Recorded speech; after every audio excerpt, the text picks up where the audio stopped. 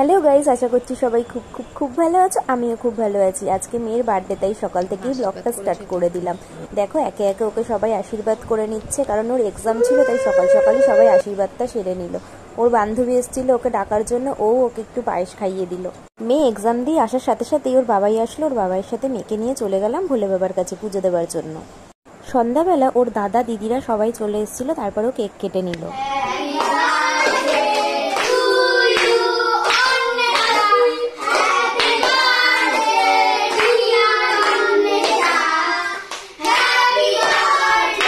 কেকটা কেটে ও দিদি দাদা সবাইকে কেকটা খাইয়ে দিচ্ছিল। তারপর আমি ওদের বললাম, তোরা একসাথে একটু দাঁড়া, আমি তোদের সুন্দর করে ফটো তুলে নিই। তারপরে দেখো ওরা পোজ দিয়ে কত সুন্দর আনন্দ করে ফটো তুলছে। আমি না অনেক দিন আগেই ভেবে রেখেছিলাম এদেরকে একটা দিন যদি একটু সাহায্য করতে পারি আমার সামর্থ্য অনুযায়ী। এরা না মেয়েকে পেয়ে খুব আনন্দ পাচ্ছিল। একটা ঠাম্মি তো ওকে জড়িয়ে ধরে হ্যাপি বার্থডে টু ইউ বলছিল অনেকক্ষণ ধরে। এই অবহেলা পাওয়া মানুষগুলোই জানে একটু ভালোবাসার কতটা মূল্য। সবাই যদি বছরের একটা দিনও এদের খাবার দিত না, এরা কোনোদিনও আমার মনে হয় না অভুক্ত থাকতো। এদের এরকম কত দিন কেটে যায় অভুক্ত থাকতে থাকতে।